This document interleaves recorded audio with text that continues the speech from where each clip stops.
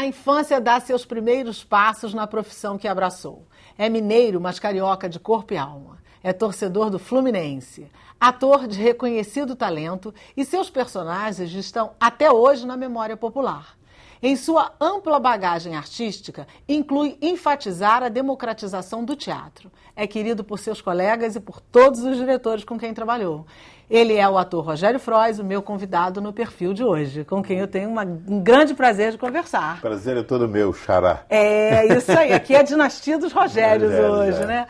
Rogério, super bom estar com você aqui, contando uma história tão bacana que você coleciona com mais de 50 anos de carreira, tá certo? Já vai para 60 anos de carreira. Já vai para 60? Já, acumulando tempo de amador e tudo isso, que eu fiz um teatro de amador muito sério, muito bom, muito produtivo, já vai para 60 anos. E parece que foi ontem? Anteontem. Tá passando assim tranquilinho? Não, tranquilinho não digo, mas está passando, né? Podia não passar, né? Isso. Teve colegas meus que não passaram, mas é a vida, faz parte da vida, né? Lutar por aquilo que se quer. Exatamente. E fazer aquilo que eu gosto. Eu sempre digo que quem faz aquilo que gosta não trabalha nunca. Que bom, né? Então você está 60 anos vivendo na molezinha. Daquilo que eu gosto de fazer. Que bom. Mas você começou, como eu disse, a dar os primeiros passos pela sua vocação ainda na sua infância. Num teatrinho lá que você fazia na escola, O Soldado e a Rainha, não foi isso? Tem isso. E teve também o seguinte, é que desde pequeno, desde a minha primeira infância, eu me lembro de ver teatro. Meu pai era ferroviário, agente de estação, no interior de Minas. E nas estações, o agente ferroviário é uma das 5 autoridades. A cidade tem o prefeito, o vigário, a professora, o farmacêutico e o agente. São as pessoas que mandam. E eles ganhavam permanência para assistir. Então, os circos, antigamente, tinha na primeira fase o Globo da Morte, mágicos, malabaristas, e na segunda parte, uma peça de teatro. E eu me lembro das minhas mais remotas idades vendo isso. Eu devo ter assistido Deus lhe pague com o Procópio Ferreira, eu não devia ter 10 anos de idade. Puxa. Pela minha memória que eu busco, vendo onde é que eu estava. Então, eu vim para o Rio com 11. E você já tinha visto? Já tinha visto em Belo Horizonte, na Feira de Amostra, como chamava lá o prédio. Onde tinha assim. E com quem você veio trabalhar no futuro? Eu vim trabalhar com ele. Fui dirigido pela filha dele e trabalhei com ele. Eu fiz a primeira montagem do Bem Amado, ainda como peça do Teatro de Dias Gomes, eu fiz com Procópio. Foi uma honra para mim. E tendo visto em criança, estando na sua memória afetiva, deve ter sido uma emoção e tanto, muito né? Muito grande, muito grande. Muito interessante essa história também. Você veio para o Rio aos 11 anos por causa do seu pai? Foi pela profissão do seu pai? Meu pai se mudou para o Rio, ele era ferroviário, como eu te falei, e foi transferido aqui para o prédio da Dom Pedro II. Ali na Central do Brasil. E qual foi a tua impressão quando chegou no Rio de Janeiro? Era o que você imaginava? Você tinha alguma imaginação do Rio? Não tinha. E as coisas, eu fico buscando na memória as ligações. Nós fomos para a casa de uma prima de meu pai que morava ali em Quintino Bocaiúva. E eu me lembro que a primeira coisa que me chamou a atenção, eu estava na cozinha com essa prima de papai, e eu vi um diálogo no rádio, eu perguntei, o que é isso? Ela falou assim, novela. Eu falei, o que é? Ela falou, teatro. Foi a primeira... Nunca tinha ouvido falar isso em Belo Horizonte, eu não ouvia isso, entende? Então a novela também, mais uma vez, marcou na minha memória isso. E ainda pequeno, ainda tudo pequeno, isso com 10 anos, porque 11 anos eu fiz no Rio. E o que mais te impressionou no Rio quando você chegou? O mar, como sempre, né? Eu morava num apartamento lá em Santa Teresa, que tinha uma janela que a gente via o mar. Eu fiquei impressionado. Eu vi o Zeppelin. Olha! Eu vi o Zeppelin voando, passando por cima da Bahia. Depois ele foi lá para Santa Cruz e ficou lá no hangar, né?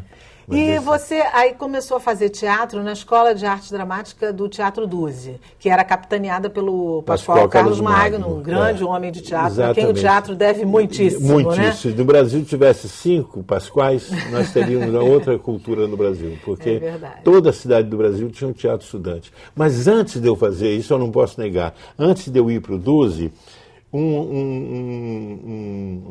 advogado, amigo da família, Herculano Carneiro, fundou lá em Campo Grande, como no Brasil tinha o Teatro de Estudante do Paraná, Teatro Estudante da Paraíba, Teatro Estudante, ele fundou lá em Campo Grande o Teatro Rural do Estudante.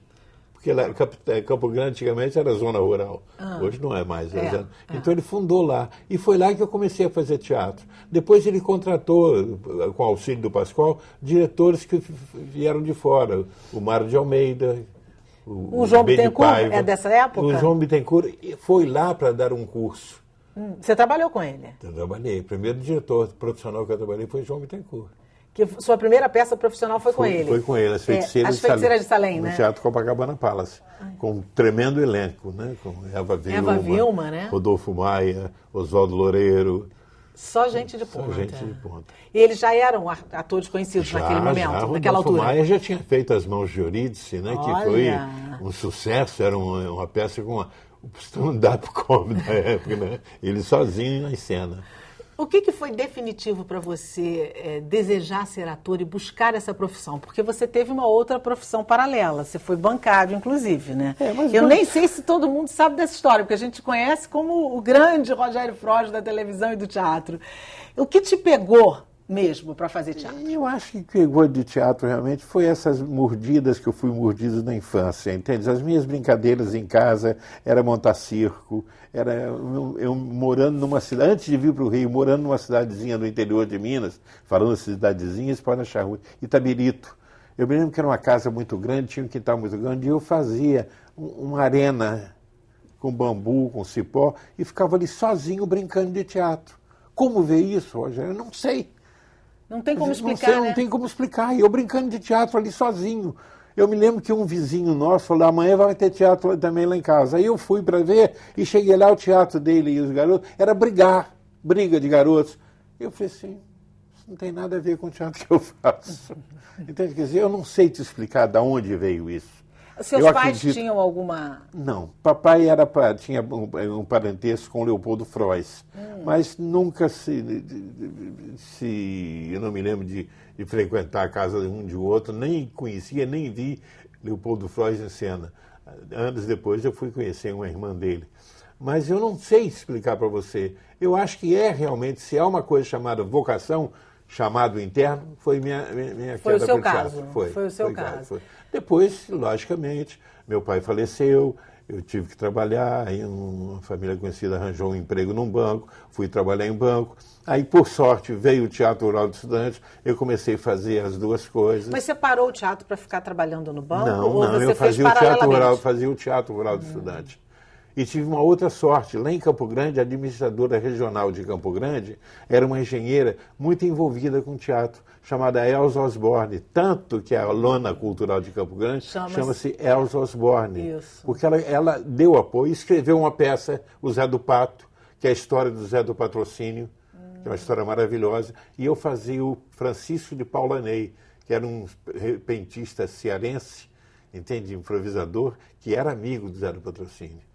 Tem até uma história bonita dele, que eu vivi nessa história, que ele estava, o Zé do Pato, o Paulanei, estava assistindo um debate do Zé do Patrocínio no Teatro Princesa Isabel, lá em Recife. E o Zé do Patrocínio começou a ficar meio derrotado pela discussão, pelo debate, não conseguia reagir. O Paulanei, lá da galeria, sabendo, conhecendo o temperamento dele, assim, cala a boca, negro! Isso aí, quando chamou o Zé do Patrocínio de negro, o homem levantou e fez um discurso mais bonito da carreira dele. E essa cena tinha nessa peça. Estava na peça. Estava na peça. E eu fiz lá no Teatro Princesa Isabel. Sensacional, né? Gostoso muito isso. Legal. E nesse teu tempo de bancário, você ficou entre lá e cá, e em um momento você teve que decidir. Farei teatro, vou para o teatro. Vou para o teatro, foi. Teve apoio familiar para isso? Total, isso eu devo à minha mulher, o apoio, porque se ela não tivesse dito não, eu já com 2 filhas, não sei se teria coragem de... Mas eu era tão apaixonado por teatro, e eu estava fazendo um curso, como eu te falei, com o João Bittencourt lá em Campo Grande, Jane Rato, os 7 pontos capitais do espetáculo, que era o Jane Rato, o Geraldo Mateus, todo mundo falando sobre teatro. E o João Bittencourt me convidou Falou, o dia que você quiser fazer teatro profissional, você fala comigo. Eu aí falei, ele estava começando a ensaiar as feiras de Salem. Aí ele me convidou. Eu aí fiquei naquela coisa, tive o apoio da família, Lélia, graças a Deus, me apoiou, confiou em mim. Porque essa altura você já estava casado com a Já Lélia, já tinha a Angéle e a Gisele, e aí meti a foi, cara. Foi uma decisão difícil para você, assim? Foi porque Rogério, a carreira é um pouco... E eu não morava aqui, eu morava em Campo Grande. A peça era no Copacabana Palace, então todo dia pegando, ônibus, eu pegava um ônibus de Copacabana até o Lago São Francisco, lá eu pegava um ônibus para Campo Grande, chegava em Campo Grande, saltava, pegava minha bicicleta numa casa que guardava a bicicleta e ia para cá. Tudo isso assim, foi indo, mas graças a Deus, Deus mesmo. Porque você é de uma geração de atores e atrizes que realmente têm, não digo que os outros não tenham amor pela profissão, mas tem aquela coisa do ofício mesmo, né? De labutar. Exatamente. Saber que é um ofício de labuta. De labuta. Teatro é trabalhoso, teatro E de dedicação, porque essa história que você está contando, sair de Campo Grande, ir para Copacabana... Dedicar, exatamente. E não tinha aquele glamour, porque é da televisão, não tinha isso. Não existia isso. Existia, mas estava muito no início. Então, ator de teatro era ator de teatro mesmo, entende? Me dedicava realmente ao teatro. E depois você chega na televisão, um pouco depois, você ficou muito tempo fazendo teatro até chegar na TV. Olha, eu fiz televisão na antiga TV Tupi, na Avenida Venezuela. O estúdio era menor do que isso aqui. Olha. Era um programa do Paulo Magalhães, chamado Revelações Drago, e eu ganhei esse concurso de você, cada semana, eu fiz esse. Dali, depois, algum tempo, eu fui fazer um programa na Tupi chamado Pausa para Meditação, do Júlio Lozada, era um programa que tinha muito sucesso no rádio. Assim, tinha um drama e a pessoa fazia pausa para meditação. Eu me lembro que a primeira atriz que eu trabalhei em televisão foi Ida Gomes. Ah, saudosa Ida. Ida Gomes. Então fiz televisão na Tupi, depois alguns anos... Nesse tempo ainda não tinha Globo. Não tinha Globo, não. A Globo eu fiz teste para a primeira... Fiz teste. Você foi chamado para fazer um teste direitinho como Mando Figuriano. Para qual novela, lembra? Não tinha nem novela, não. Era para fazer o elenco. Era formação de elenco mesmo? Formação. Graça Mello que fazia os testes. E você passou de boa, assim? Não, eu não passei, eu não fui chamado para esse primeiro teste, não. Não fui chamado de teste, não. Fui fazer televisão depois. Fiz algum tempo o programa do Sabag. Fábio Sabag. Que tinha como é que era, de infantil, né? Era do Teatrinho Troll. Teatrinho Troll, exatamente. Tinha Norma Blum. Norma Blum. Um beijo, Norminha. Roberto de Cleto. Isso. Entende? Paulo Padilha. Todos esses eram do Teatrinho do Troll da TV Tupi, que eu fiz alguns. E o Teatrinho Troll era um sucesso absoluto, né, Rogério? Que inclusive tinha uma história fantástica, tipo, para tudo que vai começar. Eu quero que você conte essa história pra gente, mas no próximo bloco. Daqui a pouquinho a gente volta com mais Rogério Frost pra você, histórias deliciosas. Não sai daí não, que é rapidinho, eu volto já.